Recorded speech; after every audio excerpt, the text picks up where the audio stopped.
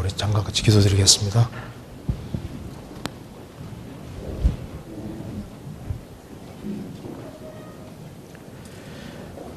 은혜와 사랑이 충만하신 하나님 아버지 감사합니다. 올 한 해 동안 주님께서 저희들을 도와주시고 또 인도해 주시고 또 주의 역사를 나타내 주신 것을 진심으로 감사합니다. 새해에도 주님이 함께 해주시고 주의 역사와 능력을 나타내 주시고 국내뿐 아니라 세계에 주의 귀한 복음이 더 널리 전파될 수 있도록 도와주시고 또 우리의 신앙도 성장하고 또 주 안에서 더욱 귀하게 쓰임받도록 도와주시옵소서. 오늘 이 시간 주 성령께서 함께 해주시고 주의 뜻이 무엇인지를 분별할 수 있도록 도와주시고 한 해를 반성하고 또 새로운 마음가짐으로 한 해를 맞이할 수 있도록 도와주옵소서.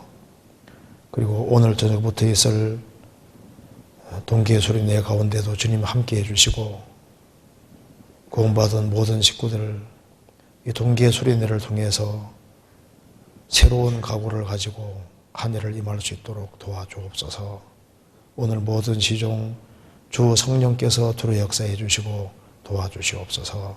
주 예수 그리스도 이름으로 기도하옵나이다. 아멘. 예, 우리 성경 아가서 7장 찾으시겠습니다.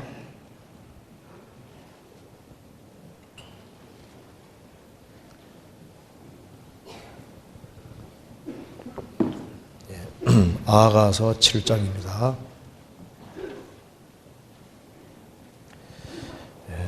1절부터 6절까지 제가 읽겠습니다.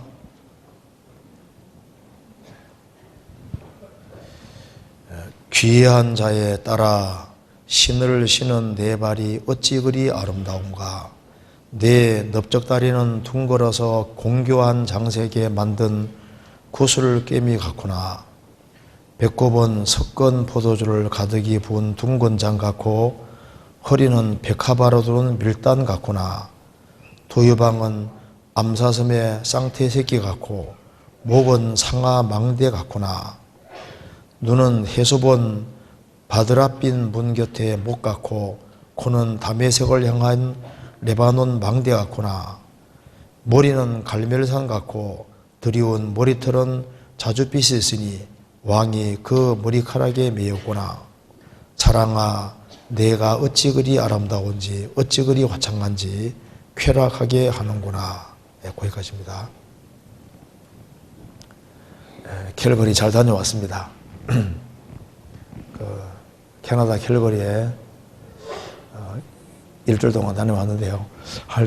제가 가는 날이 너무 그날부터 그전에는 안 추웠는데 제가 가는 날부터 돌아올 때까지 얼마나 추운지요.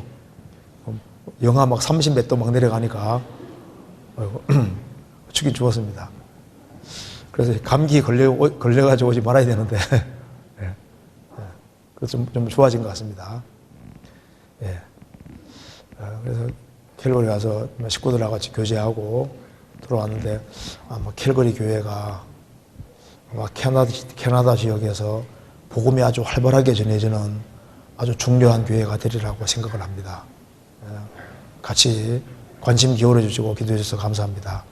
자, 오늘은 이제 2017년 마지막 날입니다. 마지막 날이자 동기의 소리내가 시작되는 날입니다. 그래서 한 해를 마감하는 이 시점에서 우리가 한 해를 반성하고 어떤 마음가짐을 가지고 생활을 살아야 될 것인가를 한번 좀 생각을 해보려고 합니다. 그래서 이 아가서 7장 1절 이 말씀이 우리가 한 해를 돌아보고 또 새해를 어떻게 살아야 될지를 결정하는 아주 중요한 말씀이 될 수 있다고 생각을 합니다. 우리가 아는 대로 이 솔로몬은 예수님의 그림자고 술람비 여인은 성도의 그림자입니다. 그런데 이 아가서 7장 6절에 보면은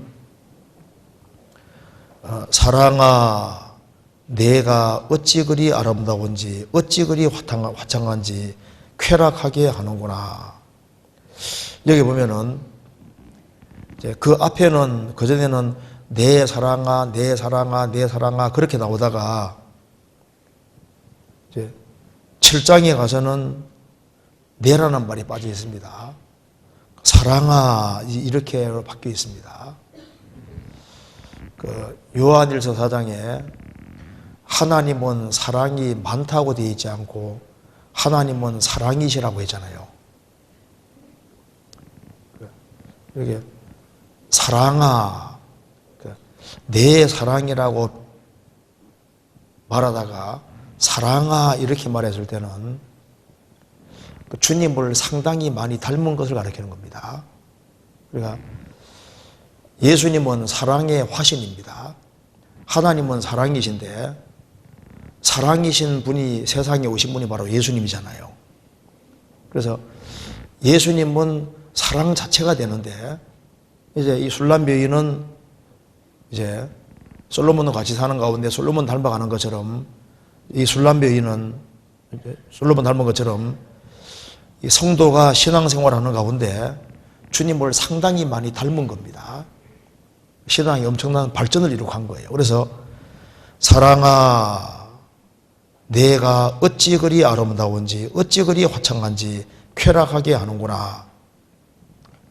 그래서 훨씬 더 아름다운 모습 주님 보실 때 주님을 아주 많이 닮은 겁니다. 그래서 내가 어찌 그리 아름다운지 어찌 그리 화창한지 쾌락하게 하는구나. 그래서 성도에게도 큰 기쁨이 있고 주님도 큰 기쁨이 있는 겁니다. 신앙이 발전한다는 것은 사실 사랑의 발전입니다. 주님을 더 알아간다는 말은 아까 말하면은 사랑에서 증거한다는 뜻인 거예요. 내가 이제 신앙이 바르게 되고 있느냐 그 증거는 주님을 더 사랑하고 성도를 더 사랑하고 불신자를 더 사랑하는 쪽으로 발전한다면은 내 신앙이 성장하고 있다는 분명한 증거가 되는 겁니다. 그렇잖아요. 아까 읽어보시면은 분명히 다 내 사랑, 내 사랑, 내 사랑 하다가 뒤에 오면은 사랑아. 모든 성경은 하나님의 감동으로 되어 있는 겁니다. 그럼 여기서 이 사랑이 주님께서 이제 내 사랑아 이렇게 말씀하셨는데 이제 사랑에서 엄청난 발전을 한 겁니다. 그럼 왜 내 신앙이 발전하고 사랑이 증가한다는 걸 무엇으로 알 수 있느냐? 그게 발을 보면 알 수 있는 겁니다. 발. 예수님이 죽으시기 전에 제자들의 발을 씻기셨지 않습니까? 이 발을 씻기는 것도 이게 발이라는 게 참 중요한 문제입니다. 그리고 그 사람 발이 어디까지 가느냐 보면 그 사람을 알 수가 있는 거예요.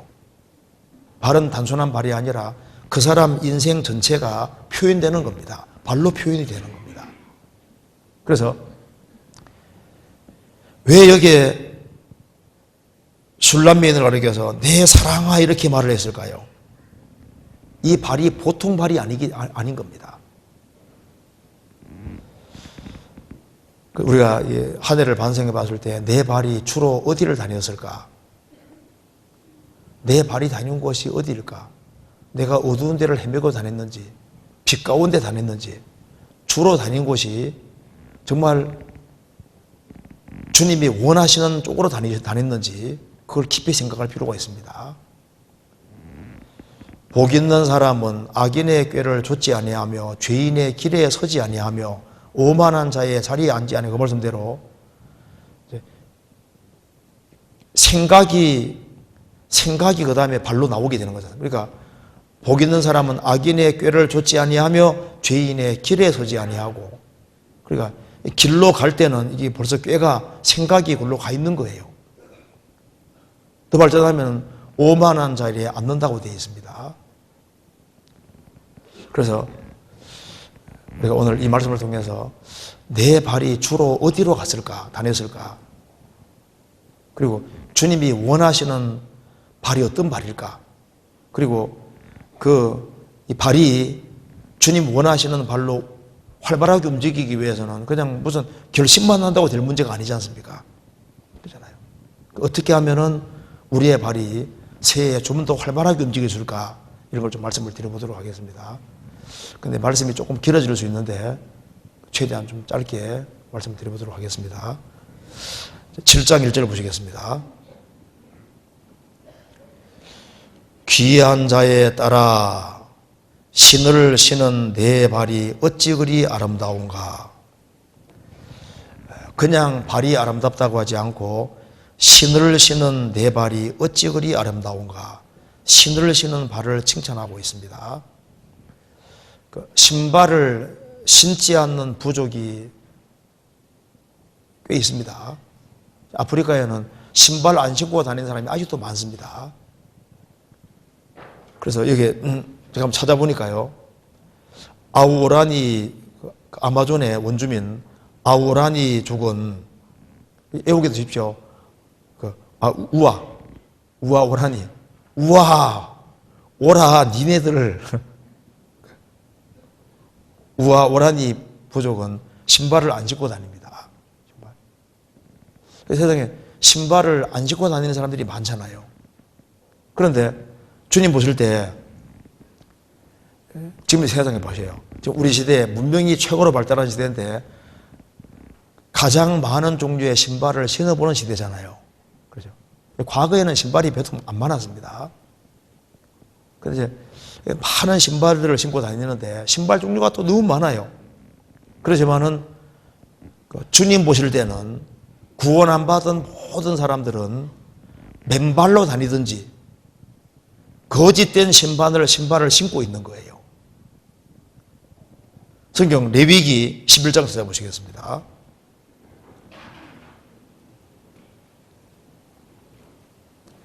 레위기 11장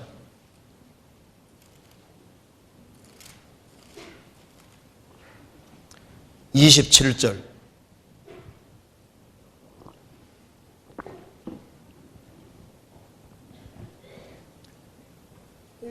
레위기 11장 27절.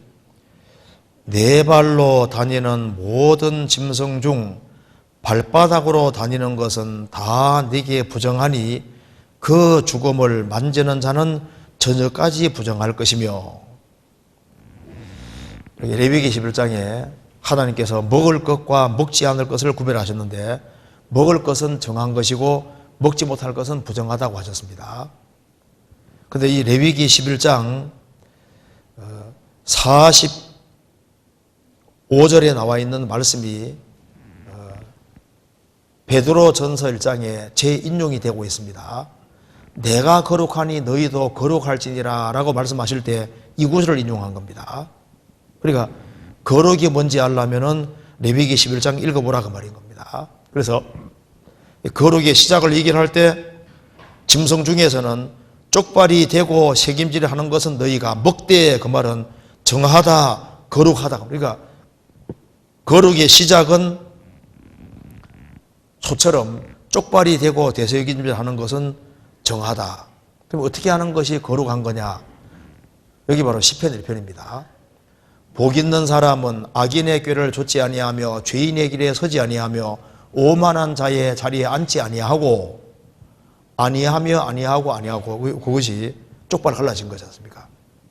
굽이 갈라진 거잖아요. 오직 여호와의 율법을 즐거워하여 그 율법을 주야로 묵상하는 자로다. 이게 대책임질인 겁니다. 그래서 말씀을 주야로 대책임질하고 그 힘으로 조심스럽게 생을 구별해 살아갈 때 그것이 이제 거룩의 시작이고, 그 다음 물고기 문제를 말하면서 빈들이 있고 지느러미 있는 것만 정하다, 그건 먹으라, 그 말은 정하다 그런 뜻입니다. 바다라는 세상 속에 어족은 세상 모든 사람의 모습이고 물고기 중에서 빈들이 있고 지느러미 있는 그것은 참 성도의 모습인 거예요. 빈들이 있는 물고기하고 없는 물고기 평상시에는 차이가 없지만은 물체에 부딪히면 차이가 나잖아요. 자, 상처를 주는 사람도 문제고 받는 사람도 문제인 겁니다. 성경에서 비늘이 있는 것처럼 전신갑주를 입으라고 말씀하셨잖아요. 그리고 하나님의 전신갑주를 입고 좌우어 지느러면 방향 잡는 것이고 꼬리 지느러면 추진적입니다. 내가 어느 방향으로 가야 될지 방향 표대를 정확히 알고 표대를 향해서 열심히 물살을 거슬리고 나아갈 때 주님께서 보시고 정하다 이렇게 말씀하시는 겁니다. 롯은 도덕적으로 깨끗하지만 정한 게 아닙니다. 왜? 그런 인생의 목표가 정확치를 못한 거예요. 목표 향해서 열심히 달려가지 않잖아요. 도덕적으로 깨끗한 것 자체로 그냥 거룩이라 생각하면은 그 조금 생각이 미흡한 겁니다. 그리고 땅에 기는 것은 다 부정한데 날개고 있고 뒷다리 있는 것은 정하다 그랬지 않습니까? 생을 살아가면서 하나님 볼 때 기는 건 다 부정한 거예요. 뛰는 뒷다리가 있는 것은 생을 살아가면서 얼마나 장애물이 많이 있습니까? 문제가 많이 생기는 세상입니다. 문제가 아니라 그 문제를 하나님께 맡기고 딱 뛰어넘지 못하는 것도 부정한 거예요. 믿음을 키워야 되는 겁니다. 그런 얘기를 쭉 하면서 여기에 27절에 네 발로 다니는 모든 짐승 중 발바닥으로 다니는 것은 다 내게 부정하니 그 죽음을 만지는 자는 저녁까지 부정할 것이며. 개도 발바닥으로 다니죠. 호랑이도 발바닥, 사자도 발바닥으로 다닙니다. 발바닥으로 다니는 건 다 부정하다. 그 발바닥으로 다니는지 아는 것이 뭘까요? 그 하나님이 굽을 달아준 거, 신발 달아준 짐승 있잖아요. 소 같은 거, 말 같은 경우, 염소 같은 경우 다 발굽 있잖아요. 발굽. 굽이 있는 그 신발 신겨놓은 겁니다. 그래서 성경에 말씀하시기를 에스겔 1장에 그룹 천사들이 얘기하면서 그 발바닥이 송아지 발바닥 같아. 송아지. 그러니까 어떤 발이 정한 거냐 하면 짐승 중에도 발바닥으로 다니는 것은 다 부정한데 하나님이 신겨준 신이 있는, 신을 신고 있는 그것은 정한데 신을 안 신고 있는 것은 부정하다 그 말입니다. 주님 보실 때 주님이 원하시는 신을 신고 있지 않는 사람은 부정한 사람이 되는 거예요. 누가복음 15장에 탕자가 돌아왔을 때 아버지가 뭐라 말했습니까? 아버지가 아들에게 제일 좋은 옷을 내어다가 입히라고 했습니다. 손에 가락지를 끼우고 발에 어떻게 했습니까? 신을 신기라. 그리고 살찐 송아지를 끌어다가 잡으라. 우리가 먹고 마시고 즐기자. 이 네 아들은 죽었다가 살아났으며 잃었다가 얻어노라. 그 렘브란트라는 사람이 그린 그림에 돌아온 탕자가 있잖아요. 그거 보시면은 탕자가 돌아왔는데 그 신발 발 부분 보세요. 신발이 완전히 하나는 없고 하나는 완전히 떨어져 있습니다. 그 아버지가 새로운 신을 신기라고 신겨주셨습니다. 새로운 신을 신겨주신 이유가 뭘까요? 이제부터는 나를 떠나지 말고 아버지 말에 순종해서 내가 원하는 쪽으로 다니라 그런 뜻이잖아요. 새로운 인생을 걷기를 원하기 때문에 그렇게 말씀하신 겁니다. 자, 나는 주님이 원하시는 신을 정말 신고 있을까? 그리고 내가 그 신을 신고 정말 내가 주로 한 해 동안 어디를 다녔는가? 내가 주로 다닌 곳이 어디일까? 그걸 좀 생각을 해봐야 됩니다. 성경 출애굽기 12장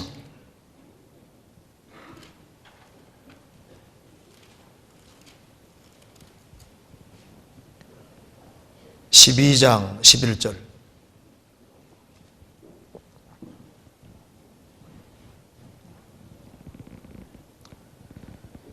너희는 그것을 이렇게 먹을지니 허리에 띠를 띠고 발에 신을 신고 손에 지팡이를 잡고 급히 먹어라. 이것이 여호와의 유월절이니라. 양을 죽여서 피는 좌우설주에 바르고 임방에 바르고 양고기는 불에서 구워 먹습니다. 구워 먹을 때 허리에 띠를 띠고 발에 신을 신고 손에 지팡이를 잡고 급히 먹어라. 그 다음날 출애굽해서 가나안 땅으로 가는 겁니다. 이 출애굽을 할 때 하나님이 특별히 신을 신으라고 말씀하셨습니다. 그리고 이스라엘이 신 신고 이제 출애굽을 해서 40년 동안 광야 생활하고 가나안 땅 들어갔는데 출애굽을 할 때 신었던 그 신이 40년 동안 신었음에도 불구하고 안 떨어졌다고 되어 있잖아요. 그리고 그 출애굽을 할 때 그 신이 안 떨어졌고 그 신 신고 가나안 땅에 들어가서 정복했던 겁니다. 성경 신명기 29장 보시겠습니다.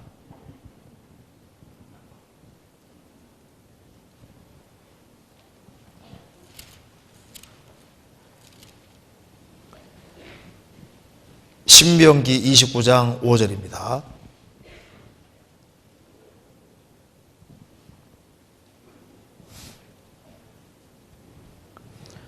주께서 40년 동안 너희를 인도하여 광야를 통과하게 하셨거니와 너희 몸에 옷이 낡아지지 아니하였고 너희 발에 신이 휘어지지 아니하였으며, 이 말씀 보면은 출애굽을 할 때 입었던 옷을 40년 동안 입었습니다. 안 떨어졌어요. 기적이지 않습니까? 그리고 너희 발에 신이 휘어지지 아니하였으며 신발이 안 떨어졌다고 말입니다. 그래서 이스라엘 광야 40년 생활한 그곳에 가면은 돌에 신발들이 많이 그려져 있잖아요. 신발 안 떨어지는 게 신기하다고 말입니다.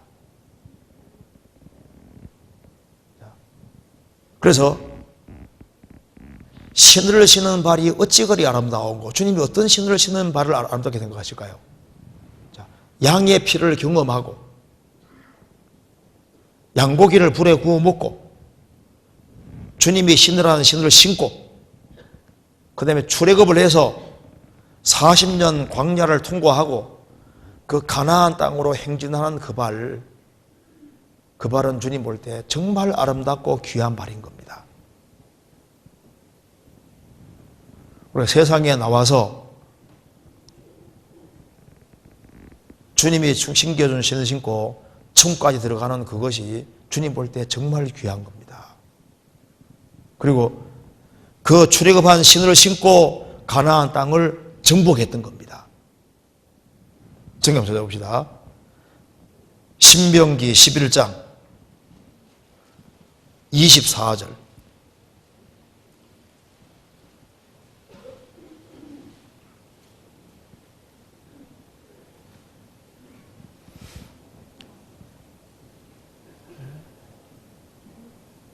너희의 발바닥으로 밟는 곳은 다 너희 소유가 되리니 너희의 경계는 곧 광야에서부터 레바논까지와 유브라데 하수라 하는 하수에서 서해까지니라.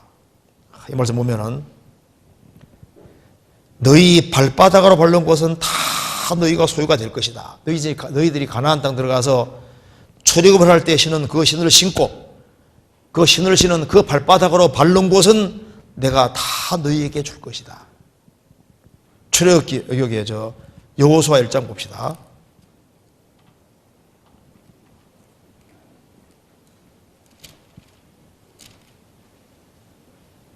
(1장 3절)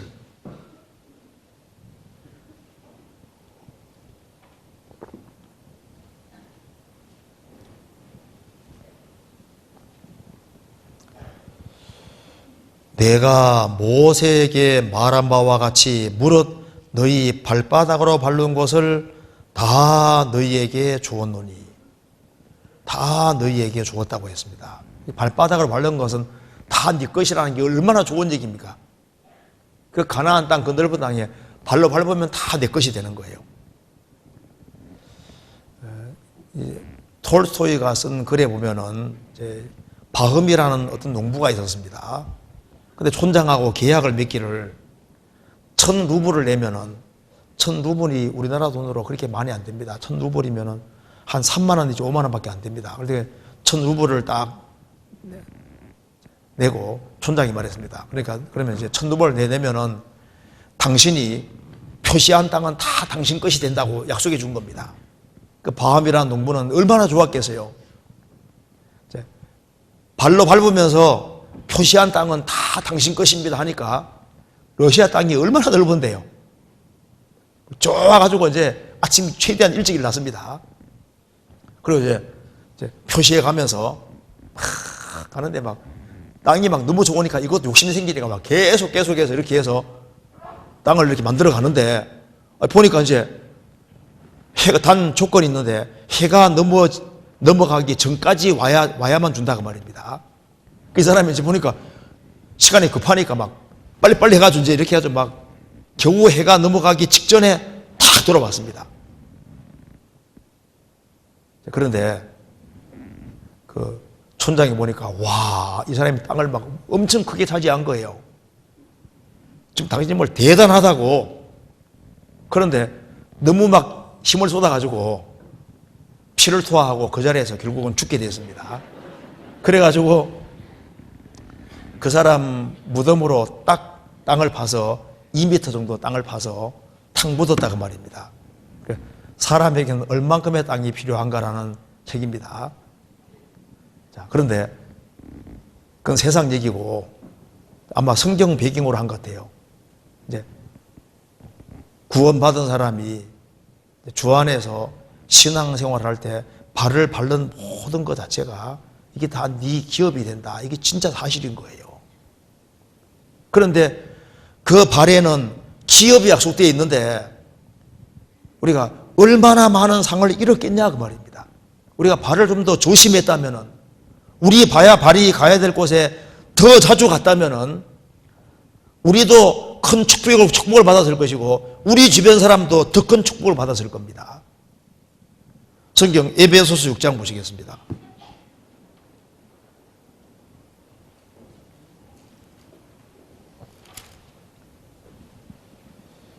6장 15절.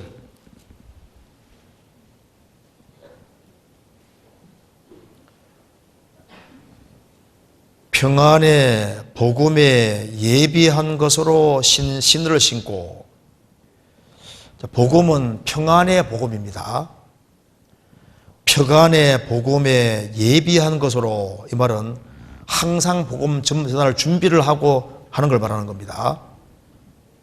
평안의 복음에 예비한 것으로 신을 신고, 그러니까 내가 발을 밟는 곳마다 전도할 자세를 가지고 생을 살아가는 겁니다. 그 신을 신은 발이 아름답다고 말입니다. 이 복음을 전하기 위해서 산을 넘는 발이 어찌 그리 아름다운고, 산을 넘는 것은 이건 고생인 거예요. 우리가 대지배 같은 거 할 때 정말 이게 사람을 구원시키려고 교회 전체가 정말 산 넘는 수고를 하는 겁니다. 한 사람 한 사람 구원받을 때 산을 넘는 그런 수고가 들어가는 속에서, 해산하는 수고가 들어가는 속에서 구원이 전해지는 겁니다. 그래서 신을 신은 발이 어찌 그리 아름다운고,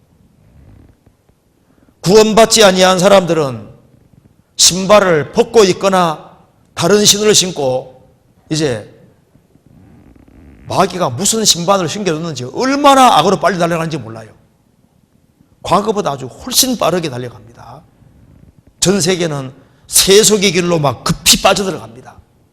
사탄의 깊은 곳으로 깊이 빨리 들어가고 있는 거예요. 우리는 주님이 원하시는 신을 신어야 되는 겁니다. 출애굽기 3장 보시겠습니다.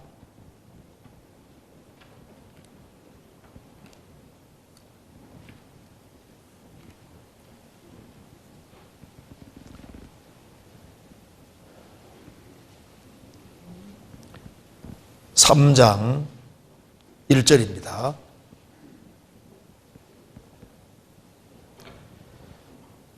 모세가 그 장인 미디안 제사장 이드로의 양머리를 치더니 그 무리를 광야 서편으로 인도하여 하나님의 산 호렙에 이르매 여호와의 사자가 떨기나무 불꽃 가운데서 그에게 나타나시니라.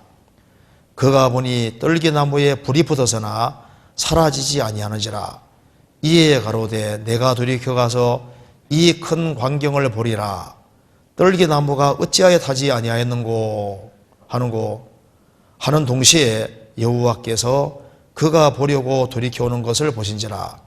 하나님이 떨기나무 가운데서 그를 불러 가라사대 모세야 모세야 하심에 그가 가로되 내가 여기 있나이다. 하나님이 가라사대 이리로 가까이 하지 말라. 너의 손 곳은 거룩한 땅이니 내 발에서 신을 벗어라. 모세는 에집트의 공주의 아들이었습니다. 그런데 이스라엘 민족이 고통받는 것을 보고 이스라엘 백성들을 도와줄 마음이 있었는데 하루는 이스라엘 사람하고 애굽 사람이 싸우는데 이스라엘 민족이 너무 억울한 일을 당하니까 이스라엘 민족을 도우려 하다가 이스라엘 사람 도우려 하다가 돌로 쳐 죽여버리게 되는 거예요. 죽어버렸어요. 그게 탈로 나서 모래 밑에 감춰진 탈로 나서 왕이 죽이려고 하니까 도망가 버리지 않습니까? 40년 동안 미디안 광야 생활을 했습니다. 모세가 80살이 되었을 때 하나님이 나타나셨습니다. 떨기나무 가운데서 나타나셨습니다. 제가 성지 순례하러 갔을 때 그 에집트에 있는 그 시내산 올라갔을 때요. 거기에서 백향목을 봤는데 한 20m는 되겠더라고요. 너무나도 멋있어요. 그리고 이제 떨기나무 구경하라 해가지고 뭐 얼른 쫓아가서 떨기나무 보니까 뭐 개나리 같이 너무 초라하게 생겼어요. 그런데 이거 하나님이면 막 백향목이가 다 나타나면 좋은데 너무나도 초라한 떨기나무 가운데 나타나신 겁니다. 떨기나무에 불이 붙었지만은 불이 불타지 않았습니다. 왜 하나님이 화려한 백향목에 나타나지 아니하고 떨기나무 가운데 나타나셨을까요? 그게 바로 그 화려한 백향목의 모습이 그 당대 애굽의 그 화려한 모습인 거예요. 이스라엘 백성들은 초라한 떨기나무처럼 에집트에서 가장 비참하게 고통받는 백성인데 그 백성 가운데 주님이 함께 하시잖아요. 그게 떨기나무 가운데 있는 불꽃 모습과 똑같은 거예요. 예수님이 이스라엘 땅에 오실 때 핸섬한 모습으로 오신 것이 아니라 정말 초라한 모습으로 오셨습니다. 마른 땅에 나온 줄기 같아서 고운 모양도 풍채도 없었습니다. 초라해 보이지만 그 속에 하나님이 같이 계셨던 겁니다. 예수님이 부르신 사도들이 평범한 범인에 불과하지만은 주님이 그들과 함께 하셨고 지금도 화려한 사람들 속에 주님이 계신 것이 아니라 정말 주님을 사랑하는 사람, 떨기나무 같이 초라할지라도 주님이 같이 계시는 거예요. 하나님께서 모세에게 말씀했습니다. 4절에 하나님이 떨기나무 가운데서 그를 불러가라사대 모세야 모세야 내가 여기 있나이다. 이리로 가까이 하지 말라. 너희의 선 곳은 거룩한 땅이니 내 발에서 신을 벗어라. 하나님이 나타나신 곳이기 때문에 내 발에서 신을 벗어라. 방에 들어갈 때 더러운 신발을 벗고 들어가잖아요. 여기 왜 신을 벗으라 했을까요? 모세는 지금까지 자기 수단과 방법대로 살아왔던 겁니다. 그래서 너희의 신을 벗어라, 신을 벗으라 말은 이제는 더러운 신 벗고 너가 지금까지 살아온 방식을 버리고 새로운 소명의 신을 신고 이제는 이집트에 내려가서 이스라엘 민족을 구원하라 그 말입니다. 신을 벗어라 그 말은 주님이 새로운 신을 신겨주신다 그 말입니다. 새로운 사명을 주시는 거예요. 우리도 주님께서 새로운 피조물로 만드셨고 우리에게 새로운 신을 신겨주셨습니다.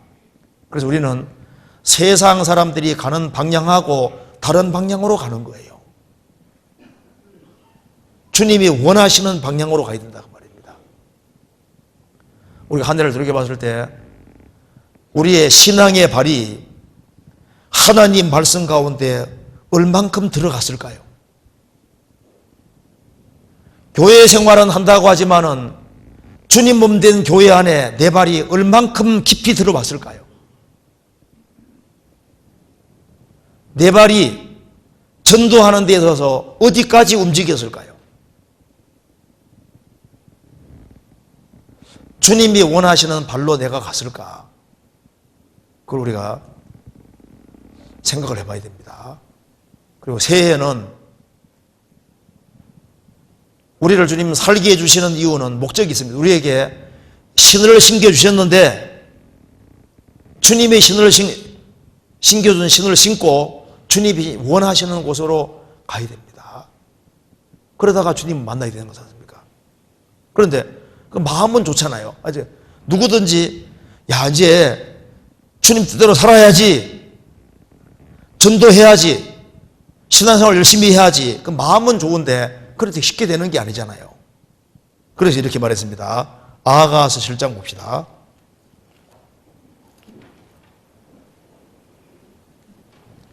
(7장) 1절.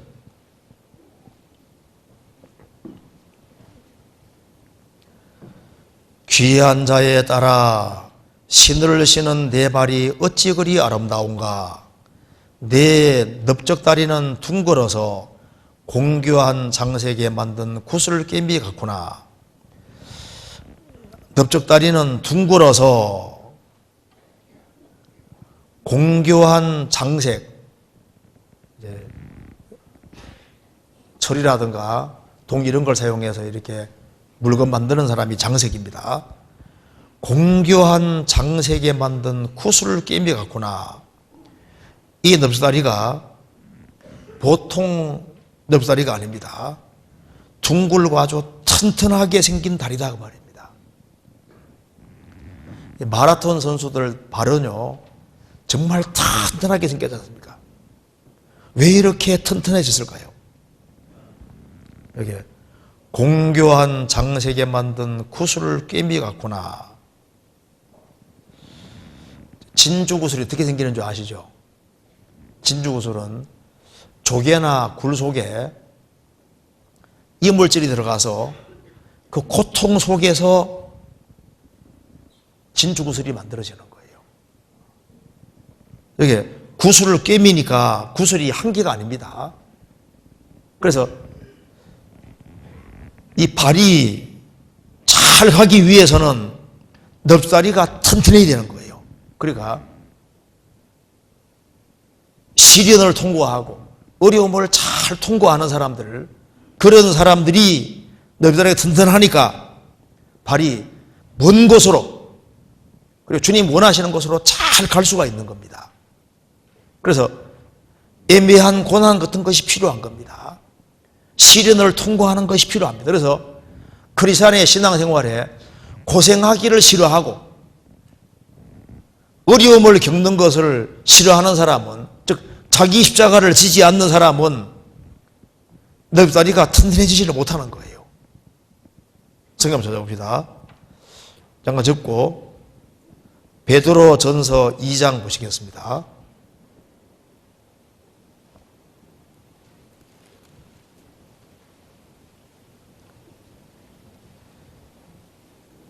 (2장) 19절입니다.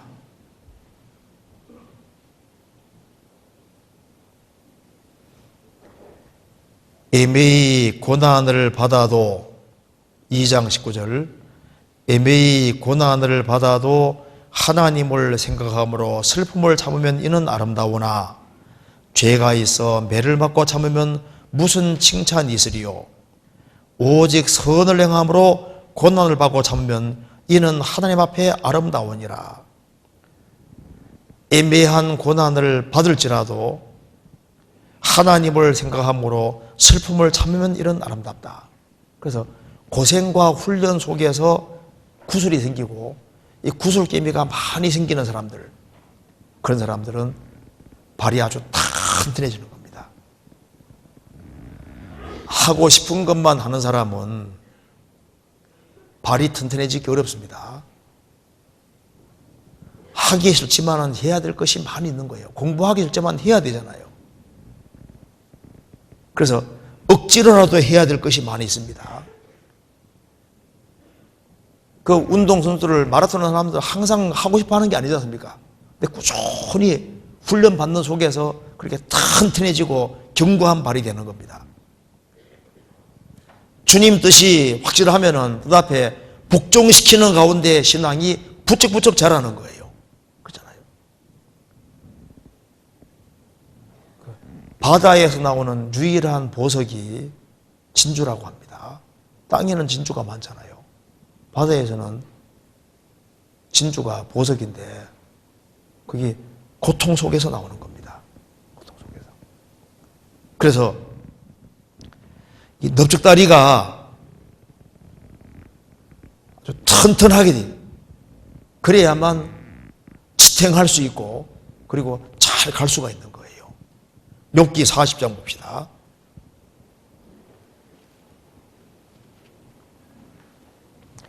15절.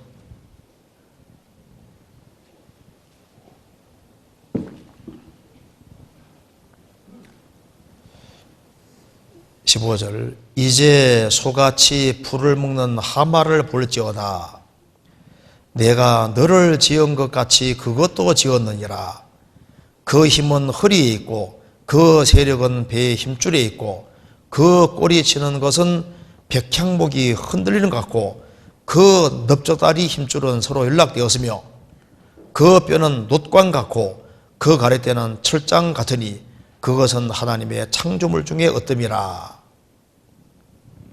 23절. 하수가 창일한다 할지라도 그것이 놀라지 않고 요단강이 불어 그 입에 미칠지라도 자약하니. 이것이 여기에 소같이 풀을 먹는 하마라고 되어 있는데 히브리 원어에는 베헤모스로 되어 있습니다. 베헤모스. 공룡을 말하는 겁니다. 이렇게 보면 하마는 아닙니다. 여기 15절에 이제 소같이 풀을 먹는 베헤모스를 볼지어다. 내가 너를 지은같이 그것도 지었느니라. 그 힘은 허리에 있고 그 세력은 배의 힘줄에 있고 그 꼬리 치는 것은 백향목이 흔들리는 것 같고, 꼬리 치는 것이 백향목이 흔들리는 것 같아 했는데 하마 꼬리는 얼마나인지 아시죠? 돼지 꼬리처럼 조그만하잖아요. 근데 이 꼬리는 백향목이 흔들리는 것처럼 꼬리가 아주 길다고 말입니다. 그래서 공룡 중에 디플로도쿠스라는 공룡이 있는데 꼬리가 무려 14m 정도 됩니다. 꼬리가 14m. 꼬리가 백향목보다 긴 거예요. 그리고 넓적다리 힘줄은 서로 연락되었으며 그 뼈는 놋으로 된 관 같고 그 가리대 갈빗대는 철장 같으니 그것은 하나님의 창조물 중에 어뜸이라. 하나님이 지으신 피조물 중에 하마가 어뜸일 수는 없잖아요. 뼈는 놋으로 된 관 같고 갈빗대는 철장 같아. 그리고 23절에 하수가 창일한다 할지라도 그것이 놀라지 않고 요단강이 불어 그 입에 미칠지라도 자약하니. 그러니까 물이 아무리 불어도 소용없다고 말입니다. 고기가 어떻게 되어 있습니까? 공룡은 고기가 이렇게 위에 올라가 있잖아요. 공룡은 고기가 올라가 있으니까, 물이 올라가 있으니까 물이 아무리 쳐도 상관없는 거예요. 그러니까 머리는 아주 높게 되어 있다고 말입니다. 꼬리는 아주 길고 갈비는 철장 같아. 이 모습하고 똑같은 대표적인 공룡이 디플로도쿠스인데 목에서 몸통까지 8.2m, 몸통은 4.9m, 꼬리는 14m, 무게는 10에서 한 12톤 된답니다. 그러니까 이거 지탱하려면요, 10에서 12톤 지탱하려면은 넓적다리가 이게 얼마나 커야 되는 거예요. 그래서 넓적다리 힘줄은 서로 연락되었으며, 그러니까 이게 보통 넓적다리가 아닌 거예요. 그리고 이런 지구 환경 속에서는 못 뛰어다닙니다. 아니 주저앉아야 되는데 그러니까 환경이 달랐던 거예요. 옛날에는. 어쨌든 간에 여기 이제 공룡을 생각하려면 이게 넓적다리 굉장히 커야 되잖아요. 그래서 넓적다리가 튼튼한 사람은 마라톤 잘 뜁니다 그러잖아요. 그래서 이 성경 속에서 제일 잘 달린 대표적인 사람이 누군지 아시죠? 바울 사도입니다. 바울 사도. 성경에서 봅시다. 빌립보서 2장입니다. 메뚜기 같이 잘 뛰는 사람이 있는데 빌립보서 2장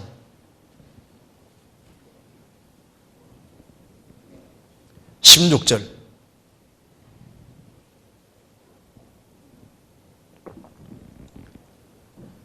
생명의 말씀을 밝혀 나의 다름질도 떼지 아니하고 수고도 떼지 아니하므로 그리스도의 날에 나로 자랑할 것이 있게 하려 함이니라. 생명의 말씀을 밝혀 이번 밑에 혹은 붙들어 나의 다름질도 떼지 아니하고 열심히 달려갔습니다. 3장 13절 형제들아 나는 아직 내가 자본줄 어기지 아니하고 오직 한 일이 한 가지 일입니다. 한 가지 일, 즉 뒤에 있는 것은 잊어버리고 앞에 있는 걸 잡으려고 표대를 향하여 그리스도 예수 안에서 하나님이 위에서 부르신 부름의 상을 위하여 쫓아가노라. 바울 사도가 빌립보서 있을 때는 벌써 받을 상이 많지만은 다 뒤로 하고 오로지 한 가지 목표를 위해서 한 표대 향해서 계속해서 달려갑니다. 그래서 이 바울 사도 발은 그 초대교회 당시에 가장 멀리까지 다닌 말이잖아요. 로마서 15장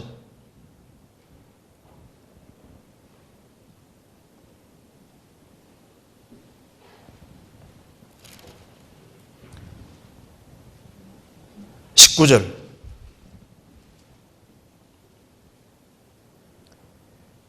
이 일로 인하여 내가 예루살렘으로부터 두루 행하여 일루리곤까지 그리스도의 복음을 편만하게 전하노라. 일루리곤 찾아보니까 알바니아 쪽입니다. 그러니까 유고슬로비아하고 알바니아 그쪽인 거예요. 그러니까 그 마케도니아 그 위쪽입니다. 그러니까 이제 이 바울 사도가 일루리곤까지 그리스도의 복음을 편만하게 전했는데 저쪽에 가장 끝인 서보나도 가려고 했습니다. 23절에 여기 22절에 그러므로 또한 내가 너희에게 가려 하던 것이 여러 번 바뀌었더니 이제는 이 지방에 일할 곳이 없고 또 여러 해 전부터 언제든지 서보나로 갈 때 너희에게 가려던 원이 있었으니 그래서 바울 사도가 이제 로마에 전도하고 그 다음에는 서보나로 갈 계획을 세웠습니다. 28절 그러므로 내가 이 일을 마치고 열매를 저희에게 확정한 후에 너희에게를 지나 서보나로 가리라. 서보나가 어딘지 아시죠? 스페인 쪽입니다. 바울 사도는 스페인까지 전도하기를 원했는데 사도행전 후기란 책에 보면은 바울 사도가 로마의 감옥에 있으면서 집행유예 기간에 서보나 스페인까지가 전도하고 돌아왔다고 이렇게 기록이 나오는데 어쨌든 그건 전성인데 정확한지는 모르겠어요. 어쨌든 간에 로마로 갔다가 서보나로 갈 계획을까지 세웠습니다.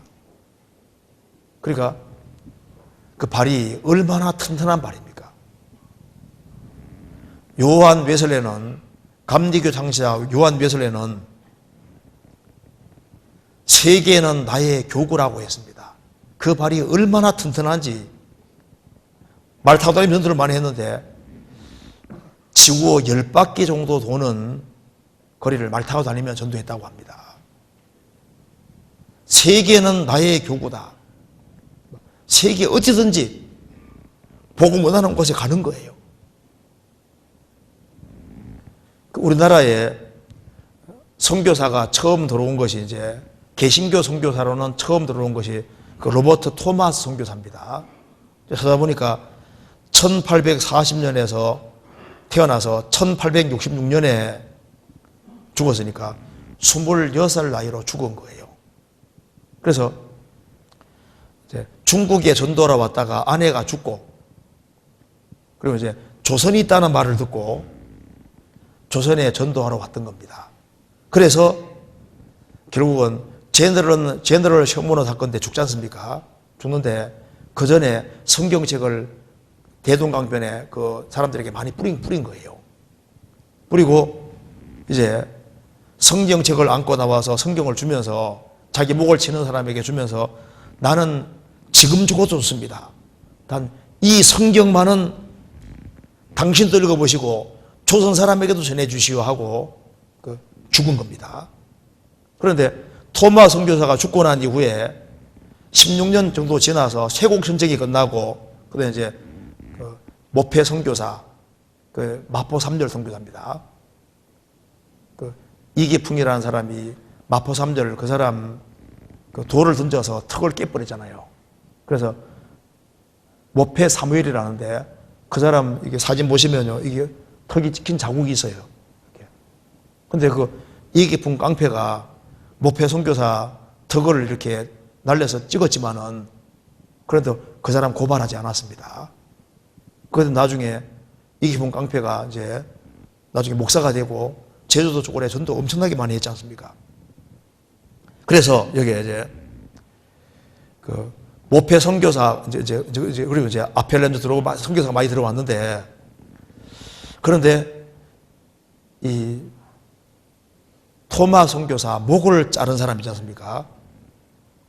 그 사람이 박충건이라는 사람인데 큰 갈등을 겪다가 마포 3절 선교사에 의해서 결국은 구원을 받게 되고 나중에 교회 장로까지 됩니다. 그리고 이제 박충건 그 사람이 토마 선교사 목을 칠 때 그 속에 12살 난 최지량이라는 소년이 그걸 딱 보고 있었던 거예요.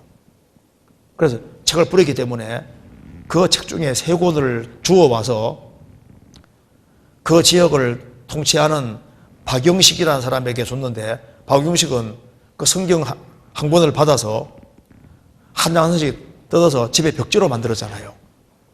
그래서 성경책을 벽지로 만든 사람이 우리나라 최초 사람입니다. 박영식. 그 사람이 이제 누워있으니까 항상 보이는 게 성경 구절이니까, 한자로 되어 있으니까 그것 통해서 결국은 확실하게 믿게 되고 그 집이 교회당이 되는 겁니다. 그 집이 교회당 되고, 그래서 그것이 이제 널다리 교회가 되고 나중에 장대영 교회가 되고, 그래서 평양에 많은 사람들이 이제 구원받는 부흥운동이 나는데 하필이면 그렇게 되는 거예요. 그리고 토마스 목사를 죽인 박충건의 조카 이영태가 바로 이 성경이지 않습니까? 번역하는데 아주 큰 역할을 한 사람입니다. 그러면은 그 먼 곳으로 선교하러 가서 목숨까지 버리는 사람들을, 그건 발이 튼튼해야 되는 거예요. 내 다리가 튼튼해야 되는 겁니다. 우리나라 한국에 들어온 언두워드 선교사 그 기도문 아시지 않습니까? 제가 한번 읽어드리겠습니다. 주여, 지금은 아무것도 보이지 않습니다. 주님, 메마르고 가난한 땅, 나무 한 그루 시원하게 자라오르지 못하고 있는 땅에 저희들을 옮겨와 심으셨습니다. 그 넓은 태평양을 어떻게 건너왔는지 그 사실이 기적입니다.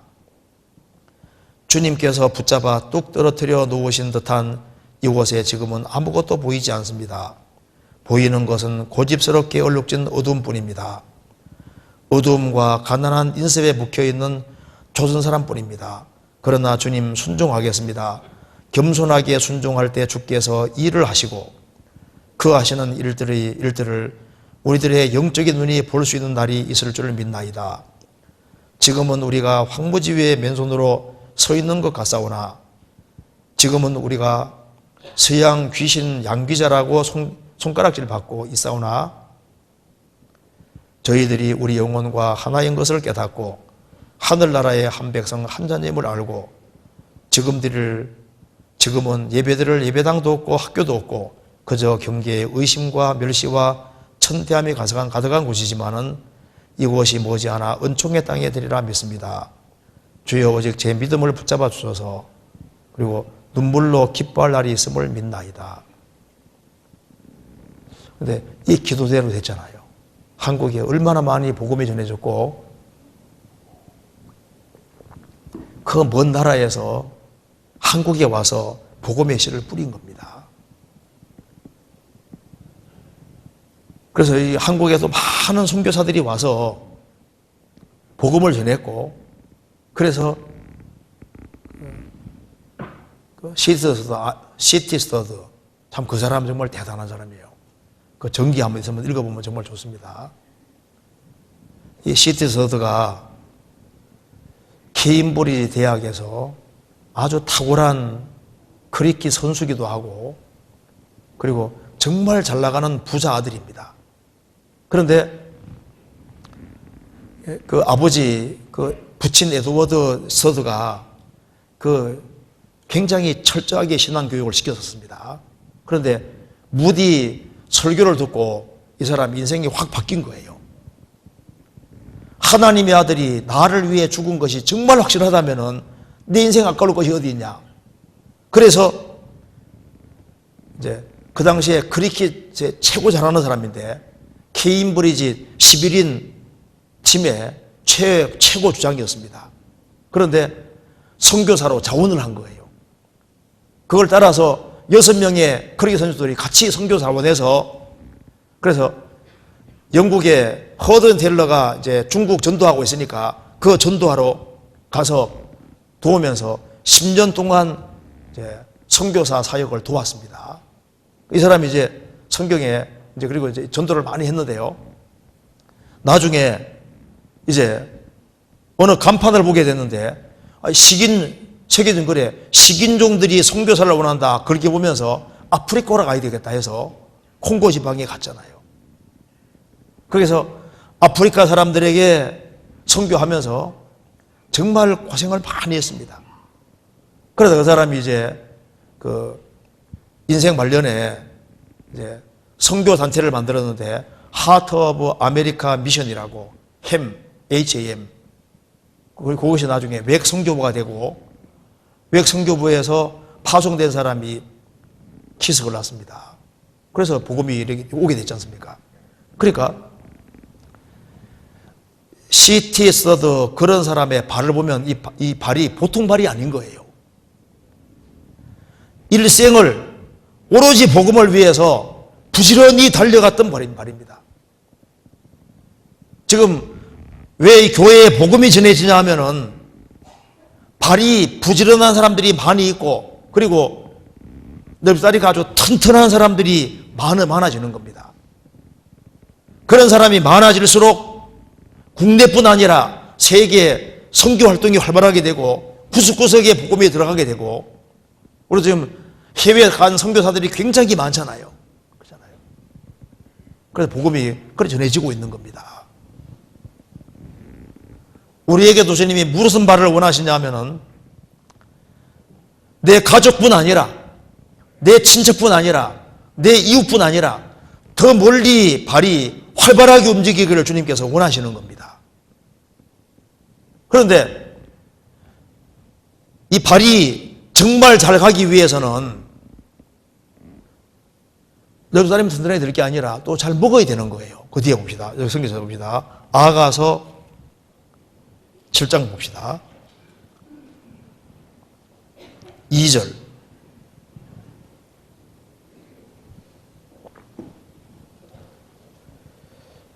배꼽은 섞은 포도주를 가득히 부은 둥근장 같고 허리는 백합화로 들은 밀단 같구나. 배꼽은 섞은 포도주를 가득히 부은 둥근 잔 같고, 배꼽은 둥근 잔 같다고 했습니다. 배꼽이 뭐 하는 데인 줄 아시죠? 아기가 태 속에 있을 때 이 배꼽이 뭐 하는 곳입니까? 어머니의 양분을 공급받는 곳인 거예요. 그렇잖아요. 그런데 이 배꼽이 둥근 잔 같다고 했습니다. 그러니까 일단 배꼽이라 말한 건 이 배가 먹을 것이 잘 들어와서 양분이 잘 공급돼야지 그래야만 튼튼해지고 멀리까지 갈 수 있는 겁니다. 그래서 이 말씀 이해하기 위해 한번 찾아봅시다. 요한복음 7장입니다. 요한복음 7장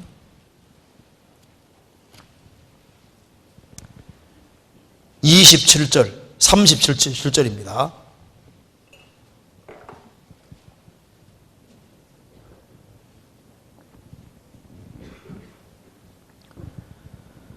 명절 끝날 곧 큰날에 예수께서 서서 외쳐 가라사대 누구든지 목마르거든 내게로 와서 마시라.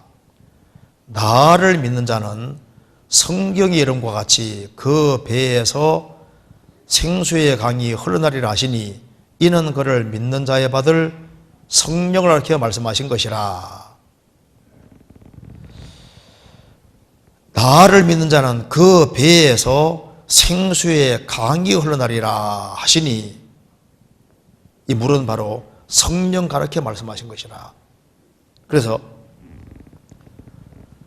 이 배꼽통에서 양분이 공급되는 것처럼 우리 배 속에 하나님 말씀이 들어올 때, 영혼의 배 속에 하나님 말씀이 들어올 때 말씀이 뭐라 했습니까? 영이요 생명을 했지 않습니까?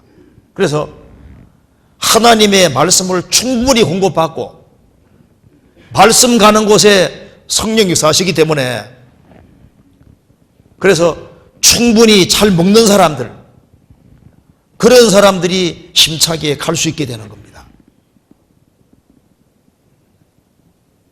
그 물을 어디서 마시느냐? 물론 이 교회에는 강이 흐르고 있다는 거 아시죠? 에덴 동산에도 강이 흐르고 출애굽한 백성들 속에서도 반역시니까 강이 흘렀고 천당국에도 영원한 천국에도 강이 흐르고 있는데 교회에도 강이 흐르고 있습니다. 그래서 이스라엘 백성들 속에 강이 흐르고 있으니까 그 물로 해결되는 것처럼 구원받은 무리 가운데 성령이 역사하시기 때문에 한 성령을 정말 마시고 그렇게 해서 그 사람이 충만하게 되는 거예요. 그런데 배꼽은 둥근 잔 같다고 했습니다. 그런데 이 잔이 보통 잔이 아닙니다. 섞은 포도주를 가득히 부은 둥근 잔 같아. 그렇게 말씀했지 않습니까? 성경에서 포도주는 기쁨을 가르치고 있습니다. 성경 찾아봅시다. 성경 찾아봅시다. 여기 전도서 10장 19절입니다.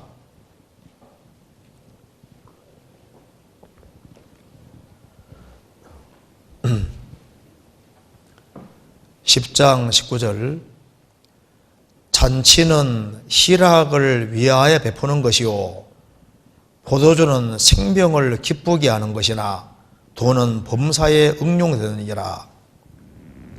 잔치하는 목적은 희락, 기쁨을 위해서입니다. 그렇게 되면 잔치하는데 꼭 있어야 되는 것이 포도주.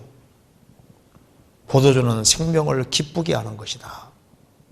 그래서 주께서 내 마음에 두신 기쁨은 저희의 곡식과 새 포도주의 풍성한 때보다 더하니이다. 다시 한번 봅시다. 7장 다시 봅시다. 자, 배꼽은 섞은 포도주니까 극상품입니다. 극상품. 가장 아름답게 만든, 맛있게 만든 섞은 포도주를 그냥이 아니라 가득히 부은 둥근 잔 같고, 배꼽은 양분을 공급받는 곳인데 섞은 포도주를 가득히 부은 둥근 잔 같아. 그 섞은 포도주를 가득히 부었으니까 이 하나님 말씀을 충분히 공급받고 성령 역사하는 곳에서 말씀을 제대로 배우고 교제하면은 여기 기쁨이 충만하게 되는 거예요. 그리고 배꼽은 둥근 잔 같아. 배꼽이 잔과 같다고 했습니다. 성경에 잔에 대한 말씀이 많다는 거 아시잖아요. 예수님이 십자가에 죽으실 때 진노의 잔을 앞에 두고 오셨습니다. 아버지여 할만하지거든 이 잔을 내게서 지나가게 하옵소서.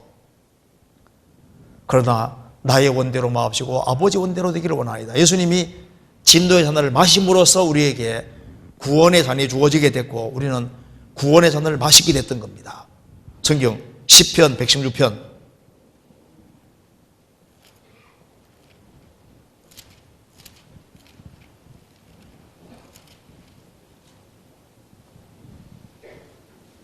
6절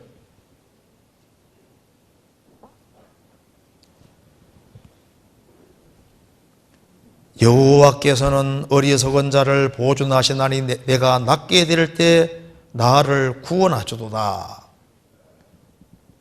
12절 여호와께서 내게 주신 모든 은혜를 무엇으로 보답할꼬 내가 구원의 잔을 들고 여호와 이름을 부르며 여호와의 모든 백성 앞에서 나의 성원을 여호와께 갚으리로다. 구원의 잔을 들고 이 말은 마시고 든 겁니다. 구원을 받은 상태로 구원하시도다.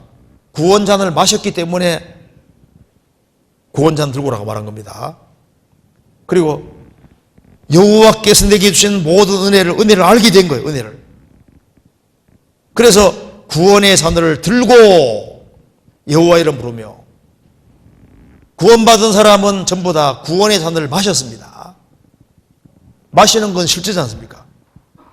그리고 이스라엘 광야 생활 중에도 주님이 식탁을 주시고 하늘에서 만나 주시고 반석에서 물을 주신 것처럼 신약시대 때도 우리에게 식탁 베푸시고 우리에게 잔에 넘치도록 부어주시는 겁니다. 시편 23편 5절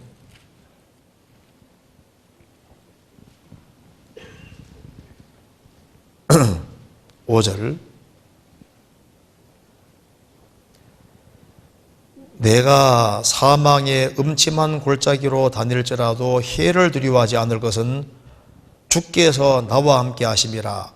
주의 지팡이와 막대기가 나를 안위하시나이다. 5절 읽겠습니다.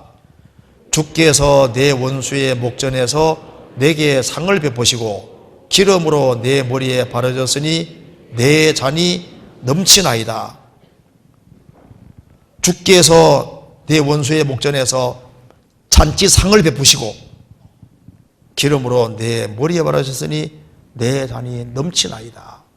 그래서 배꼽은 둥근 잔 같은데 주님 우리로 하여금 정말 구원도 경험하게 하셨고 신앙생활 속에서도 주님이 넘치게 내 잔이 넘치나이다. 우리 과거도 이렇게 보세요. 구원받을 때 보시면요 주님은 은혜를 넘치게 내려주셨거든요. 우리 필요한 걸 넘치게 주셨고 세상 사람들에게 없는 기쁨이라는 걸 주셨고 혼합한 섞은 아주 극상품 가장 좋은 포도주 세상 사람에게 없는 가장 큰 기쁨을 주시고 확신을 주시고 그래서 배를 채우시고 달려가게 하는 거예요. 그러니까 무조건 일시키는 게 아니라 먼저 공급해 주시고 달려가게 하시는 겁니다. 그래서 주님 주시는 것을 제대로 받아 먹은 사람은 당연히 주님 원하시는 쪽으로 달려갈 수 있는 겁니다. 그러니까 내가 왜 하늘에서 봤을 때 힘이 없었느냐? 제대로 공급을 안 받은 거예요. 그 수요일날 그렇게 나와라 해도 안 나오잖아요. 뭐 잘 안 먹는데 힘이 있겠어요. 그리고 주일날 한 번만 먹은 사람하고 수요일까지 먹은 사람하고 누가 더 힘이 있을까요? 그리고 구역 모임, 조모임, 그 교회 안에 있는 중요한 모임들에 적극적으로 참여에 잘 먹는 사람하고 그렇지 않은 사람하고 당연히 그 발이 가는 것이 다를 수밖에 없잖아요. 그러니까 잘 먹어야 되는 거예요. 그렇지 아니하면은 마라톤 못 뜁니다. 계속 못 달려가거든요. 지금까지 신앙생활 해온 사람들은 어떻게 지금까지 달려왔을까요? 주님이 공급해 주시는 걸 잘 먹었기 때문에 지금까지 달려온 겁니다. 그렇잖아요. 그럼 다시 봅시다. 아가서 7장 다시 봅시다. 2절. 배꼽은 섞은 포도주를 가득히 부은 둥근장 같고 허리는 백합화로 들은 밀단 같구나. 자, 허리는 밀단 같다고 했습니다. 허리는 일하는 부분입니다. 그 허리가 망가지면은 그러면 일을 할 수가 없어요. 힘이 없습니다. 제가 이번에 그 캘거리 가서 신방 갔다가 미끄러져서 그 계단적으로 미끄러지면서요 그냥 확 떨어졌는데 엉덩이가 얼마나 아픈지 허리 안 다치기 천만다행입니다. 지금도 아픈데 그러니까 이게 허리가 꺾여서 큰일 나는 거잖아요. 근데 좀 뼈가 튼튼한 것 같기도 해요. 그렇게 했는데 그래 놓고도 멀쩡하니까 세게 떨어졌는데 괜찮더라고요. 근데 이 허리가 일하는 부분입니다. 그래서 성경 다니엘서 10장 보시면은 예수님을 다니엘이 미리 봤는데 허리에 띠를 띠고 있었습니다. 근데 요한계시록 1장에는 가슴에 금띠를 띠고 있었지 않습니까? 다니엘이 볼 때는 예수님이 죽으시기 전이고 요한계시록은 주님이 죽으시고 부활하고 난 다음이기 때문에 일을 다 하셨으니까 허리에 띠를 띠를 필요 없지 않습니까? 가슴에 띠를 띠는 것은 고관 대작이 띠는 거예요. 이때는 일하셔야 되는 주님이시고 요한계시록은 높아지신 주님 모습이기 때문에 이 허리하고 가슴하고 띠가 다르게 돼 있어요. 성경에 말씀하기를 허리에 띠를 띠고 등불을 켜고 서 있어라. 허리에 띠를 띠는 것은 일하는 부분입니다. 그래서 누가 잘 달려가냐 하면은 허리띠를 아주 볼꽃 맨 사람이 잘 달려가지 않습니까? 그러잖아요. 그런데 이 허리가 어떤 허리냐면은 허리는 밀단 같은 허리다 그 말입니다. 왜 밀단 같은 허리라고 왜 표현을 했을까요? 이거 찾아봅시다. 이거 잠깐 적고 찾아봅시다. 시편 126편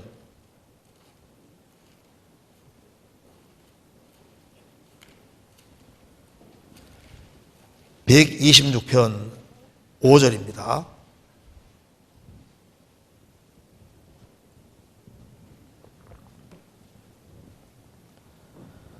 눈물을 흘리며 씨를 뿌리는 자는 기쁨으로 거두리로다. 울며 씨를 뿌리러 나가는 자는 정령 기쁨으로 그 단을 가지고 돌아오리로다. 허리가 밀로 된 단 같아 그랬죠? 수확한 단 같아. 그러니까 이 허리가 이 밀단을 가득히 가지고 있는 거예요. 그러니까 이 허리가 무슨 허리입니까? 열심히 달려가면서 뭐 한 겁니까? 씨를 뿌리는 허리인 거예요. 씨를 뿌리는. 남이 알아주든 말든 열심히 씨를 뿌렸다 그 말입니다.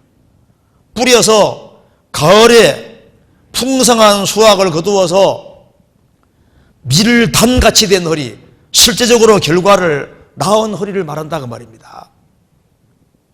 우리 수원교회도 올해 열심히 씨를 뿌렸습니다. 그래도 많은 사람이 또 구원을 받았습니다. 그래서 발이 왜 다녔냐 하면은 밀을 다니니까 밀을 뿌린 거예요. 그래서 예레미야 3장에 내 말이 주님 말씀은 밀이라고 해요. 겨와 밀을 어찌 비교하겠느냐. 몽사 보고 몽사를 전하는 사람은 겨고 주님 말씀은 밀이라고 해요. 밀이라고. 그래서 하나님 말씀을 열심히 전하고 열심히 씨를 뿌렸다 그 말입니다. 뿌려서 풍성한 결실을 얻었으니까 이 허리가 바쁘게 일한 허리인 거예요. 눈물을 흘리며 씨를 뿌리는 자는 눈물을 흘리면서 씨를 뿌렸습니다. 기쁨으로 거두리로다. 울며 씨를 뿌리는 자는 나가서 정령 기쁨으로 단을 가지고 돌아오리로다. 아가서 다시 봅시다. 7장 2절 중간에 허리는 그냥 밀단이 아니라 백합화로 두른 밀단 같구나. 백합화로 두른 밀단이라고 했습니다. 백합화로 두른이라고 했는데 백합화로 두른이란 말은 백합화가 하나가 아니지 않습니까? 백합화로 두른 밀단, 왜 이 말을 했을까요? 이거 이해하기 위해 찾아봅시다. 아가서 2장입니다.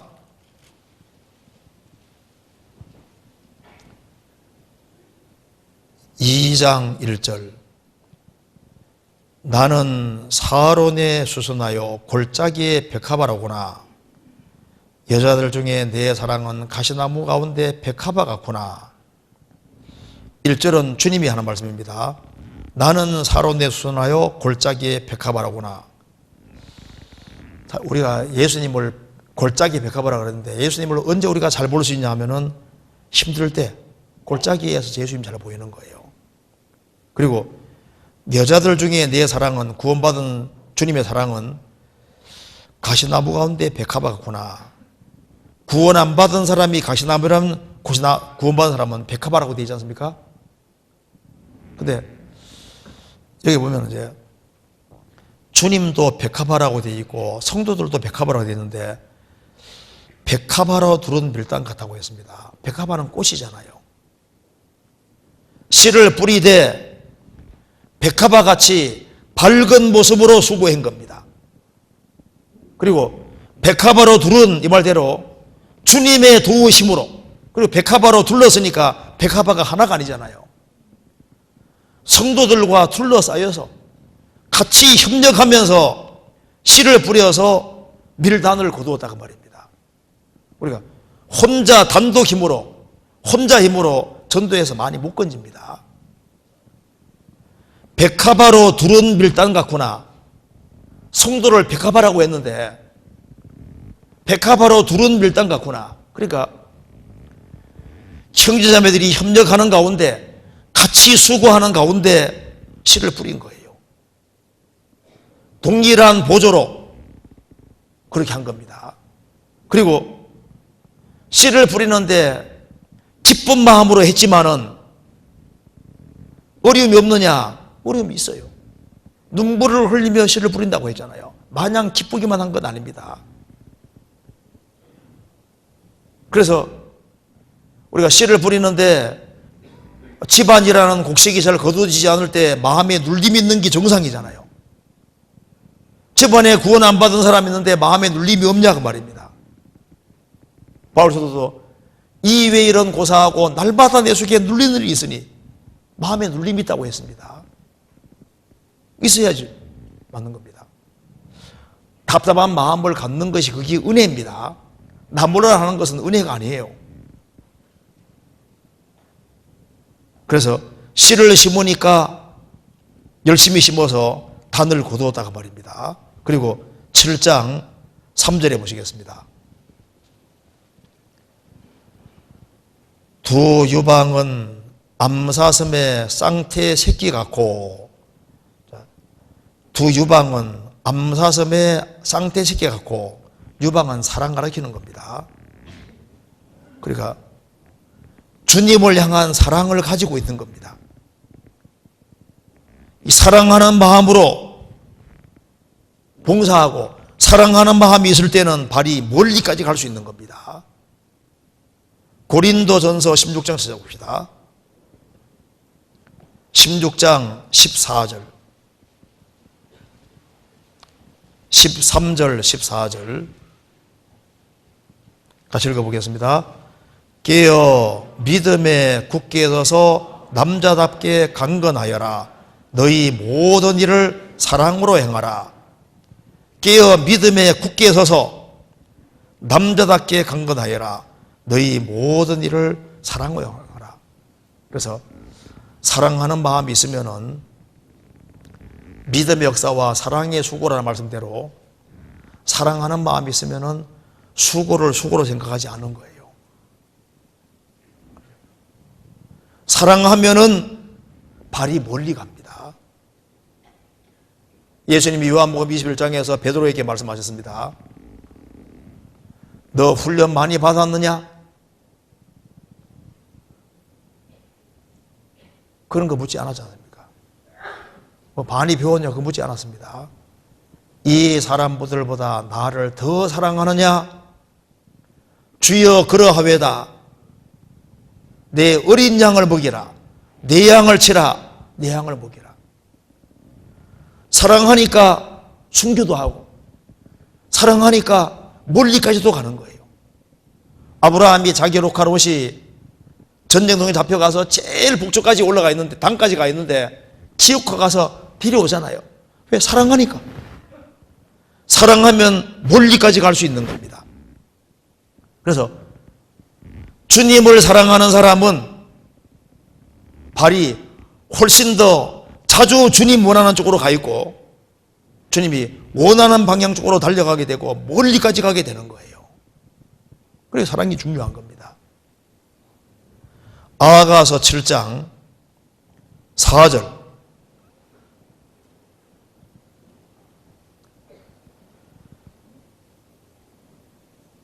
목은 상아 망대 같구나. 목 중에 비싼 목이 있습니다. 상아가 얼마나 비싼데요? 목 중에서 아주 비싼 목이 있습니다. 목이라는 것은 의지를 가리키고 있는데 의지력이 대단히 커요. 그래서 절대 의지 부동인 겁니다. 이스라엘 가리켜서 이는 목이 고든 백성이라 했는데 잘못된 목은 꺾어야 됩니다. 잘못된 사상, 잘못된 이론, 잘못된 주장은 꺾어야 되고 번제 드릴 때 새 목은 꺾으라고 되어 있잖아요. 잘못된 목은 꺾고 주님 뜻이 확실할 때는 목이 상해 망대같이 한 곳을 딱 향해서 절대 변함이 없어야 되는 겁니다. 그래서 신앙 지조가 있는 사람들은 목이 상하 망대 같습니다. 우리가 처음부터 들은 것을 끝까지 간직하는 게 중요합니다. 새로운 것이 중요한 것이 아니라 처음부터 들은 것을 너희 안에 거하게 하라. 처음부터 들은 것이 너희 안에 거하면 너희가 아들의 양과 아버지 안에 거하리라. 주님의 명백한 가르침을 끝까지 고수하는, 고집하는 이것이 주님 보실 때 원하는 목이고 그리고 상하 망대 같은 목인 거예요. 복음으로 구원받고 복음에 굳게 서고 복음을 위해 살고 복음을 위해서 운명과 고락을 함께하는 이 고집, 이런 목은 정말 귀한 목입니다. 루터는 고집으로 유명합니다. 근데 그 옹고집, 엉뚱한 고집 말고 복음에 대한 그 고집이 너무나도 확실했기 때문에 그래서 그 카톨릭의 한 절반 정도가 개신교가 되잖아요. 사드락 메삭 아벤누고 푸른불이 그렇게 타오르는데 우상 숭배를 거절해서 들어가잖아요. 죽으면 죽으리라. 이런 고집이 필요한 거예요. 노아가 방주 짓는데 얼마나 오랜 생활 동안 지었습니까? 그런 고집이 필요한 거예요. 나는 누가 뭐래도 하나님 말씀대로 방주 짓는다. 이런 고집, 이런 목이 상하 망대 같은 겁니다. 어느 사람 보세요. 구원받고 난 이후에 일편단심 오로지 한 방향으로 고정돼 가지고 끝까지 살아가는 거 봤을 때 그것이 정말 귀한 거잖아요. 목은 상하 망대 같구나. 눈은 헤소본 바드라빛 문 곁에 못 같고. 솔로몬이 헤소본 바드라빛 문 곁에 연못을 2개 봤는데 눈이 연못 같은 눈으로 됐다. 아가서 4장 1장에는 4장 1절에는 눈이 비둘기 같다고 했는데 여기에서는 연못 같다고 했습니다. 그래서 내가 깨끗하게 살아야 되겠다. 비둘기 같은 눈이잖아요. 그런데 이 눈은 큰 눈입니다. 불쌍한 영혼이 보이는 눈, 비전이 있는 눈, 크게 보는 눈. 히틀러는 이런 얘기했습니다. 나에게 학교 교과서를 지배하게 하면 나는 나라를 지배할 거다. 히틀러는 세상적으로 눈이 큰 사람인 거예요.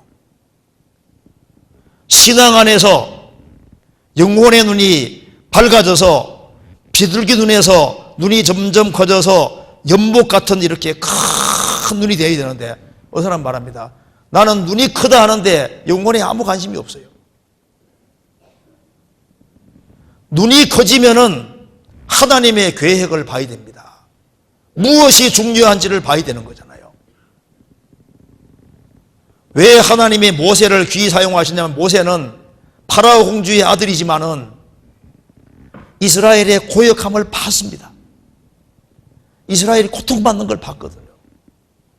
그들을 건지고자 하는 눈을 가지고 있었습니다. 그리고 그는 평생을 주님 위해 살은 이유도 상이 얼마나 큰지를 볼 수 있는 눈이 있는 거예요. 믿음으로 모세는 장성하여 바로의 공주의 아들이라 칭함을 거절하고 도리어 하나님 백성과 함께 고난받기를 잠시 죄악의 낙을 누리는 것보다 더 좋아하고 그리스도를 위해 받는 능력을 애굽의 모든 부하보다 더 큰 점을 여겼으니 이는 상주심을 바라봅니다. 모세는 믿음이 있는 거예요. 믿음의 눈으로 보니까 파라오 공주의 아들 그거 아무것도 아니더라 그 말입니다. 그리고 에집트의 재물 그거 아무것도 아니다 그 말입니다. 잠시 쾌락 아무것도 아니다 그 말입니다. 하나님 백성과 함께 고난받는 걸 왜 원했냐 하면은 그는 상주심을 바라봅니다. 상이 보이는 거예요. 여기에 눈이 커졌습니다. 어느 쪽으로 커졌습니까? 내가 깨끗하게 살아야지 비둘기 눈이잖아요. 내가 깨끗할 뿐 아니라 불쌍한 영혼들이 보이는 눈, 이 눈은 큰 눈인 거예요. 영원한 영광과 상이 보이는 눈, 이 눈은 진짜 큰 눈이 되는 겁니다. 그래서 인생의 목적이 뭐냐? 아무쪼록 몇몇 사람을 더 많이 건져야 되겠다는 그 간절한 마음, 이게 큰 눈인 거예요. 그리고 코는 다메섹을 향한 레바논 망대 같구나. 이 다메섹이 당시에 이스라엘 대적입니다. 그래서 다메섹 쪽을 향해서 망대를 큰 걸 세워놨는데 코가 망대 같다는 것은 냄새를 맡은 겁니다. 저기에 쳐들어오는지 안 들어오는지 동체를 잘 살피는 거지 않습니까? 그래서 여기에 망대 같아 그 말은 분별력이 크다 그 말입니다. 코는 냄새 맡는 곳입니다. 분별력이 필요합니다. 그래서 교회 안에도 분별력이 점점 커져야 되는 거예요. 너희는 어찌하여 이 시대를 분변치 못하느냐? 우리가 지금 2017년에 살고 있습니다. 2018년이 지금 다가오고 있는 거예요. 주님 앞에 갈 날이 점점 다가오고 있습니다. 어찌하여 이 시대는 분별치 못하느냐? 분별력이 점점 커져야 되는 거예요. 그리고 5절에 머리는 갈멜산 같고, 머리가 갈멜산 같다는 것은 머리가 튀어나와 있습니다. 머리가 두드러진 걸 말하는 겁니다. 머리는 산 같습니다. 교회는 산처럼 우뚝 솟아 있는 거예요. 그러니까 신앙적으로도 두드러진 것이 필요합니다. 작년보다는 올해는 더 좋아져야죠. 머리는 갈멜산 같고, 머리는 갈멜산 같다고 했습니다. 머리는 주로 생각하는 곳입니다. 우리 생각도 커져야 되는 거예요. 무엇을 위해 살아야 될지, 어떻게 살아야 될지 그런 것을 깊이 생각을 해야 됩니다. 의인의 머리는 복이 막아늘 말씀대로 우리가 주로 생각하는 것이 뭘 생각해야 될까요? 머리는 갈멜산 같아. 주님을 생각하고 성도를 생각하고 영혼의 그 비참함을 생각하는 그런 머리가 갈멜산 같은 큰 머리인 겁니다. 자기 먹고 사는 것만 생각할 것이 아니라 크신 하나님을 생각하고 하나님의 계획을 생각하고 그리고 교회의 중요성을 알고 영혼의 중요성을 아는 그쪽으로 생각이 커져야 되는 거예요. 그리고 드리운 머리털은 자줏빛 있으니 왕이 그 머리카락에 매였구나. 머리털이 아가 4장에서는 까맣다고 했는데 여기는 까만데 자줏빛이 있다고 했습니다. 자줏빛은 왕의 색깔입니다. 그러니까 순종하는데 순종해서 더 탁월한 걸 말씀하는 거예요. 우리가 순종했다면 새해에는 좀 더 순종하는, 머리털이 긴 것은 순종인데 머리털이 길고 검은데 자줏빛까지 있으니까 더 순종한다고 말입니다.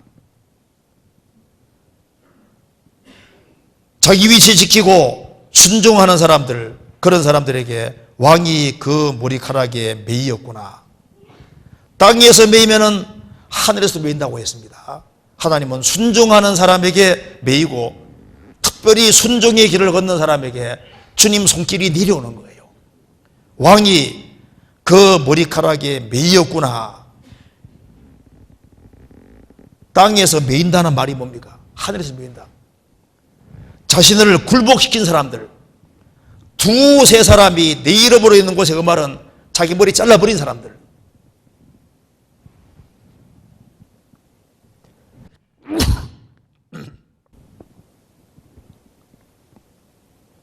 순종하는 사람들에게 매이는 겁니다. 그래서 사랑아 내가 어찌 그리 아름다운지. 그래서 교회는 우리 개인도 그렇고 교회도 마찬가지입니다. 우리 돌이켜 봤을 때 내 발이 올해는 어떤 발이었을까? 새해에는 어떤 발이 되어야 할까? 우리의 마음의 발이 더 성경 속으로, 더 교제 가운데로, 더 신앙 가운데로, 영혼을 더 적극적으로 건지는 이쪽으로 발이 가야 될 겁니다. 그래야만 하나님이 너무나도 기뻐하시는 거예요. 그리고 그 인생이 주님 보실 때 영원히 남는 인생이 되는 겁니다. 그리고 이번 동계수련회 할 때 함부로 하지 말고 동계수련회 꼭 참석해야 됩니다. 그리고 돈 없는 사람은 돈 안 내고라도 참석해야 되는 거예요. 그렇잖아요. 꼭 들어야죠. 그래서 한 해를 시작할 때 동계수련회 말씀을 같이 듣고 시작하는 사람, 버릇이 하는 사람 차이가 있게 될 겁니다. 그래서 우리가 새해에는 주님을 더 기쁘게 해드리는 사람들이 되고 주님 더 기쁘게 하는 교회가 됐으면 좋겠습니다. 같이 기도하시겠습니다. 자비로우신 우리 아버지 하나님, 저희들을 주의 보배로운 피로 구원해 주신 것을 감사합니다. 역사의 마지막 시대를 살아가는 저희들, 또 한 해를 마감하고 새해를 맞이하는 위치에 있습니다. 주님께서 저희들에게 새로운 마음을 주시고 새로운 각성을 주시고 또 심기일전해서 주님의 복음과 영광을 위해 살 수 있도록 도와주시옵소서. 동계수련회의 모든 일정 가운데 주님 함께해 주시고 주의 역사와 능력을 나타내 주옵소서. 고마우신 우리 구주 예수 그리스도 이름으로 기도하옵나이다. 아멘. 찬송가 256장입니다.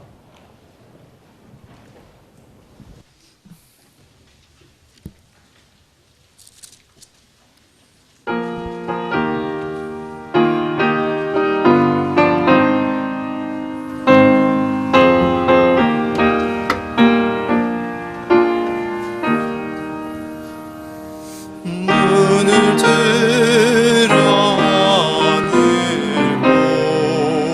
보라 모두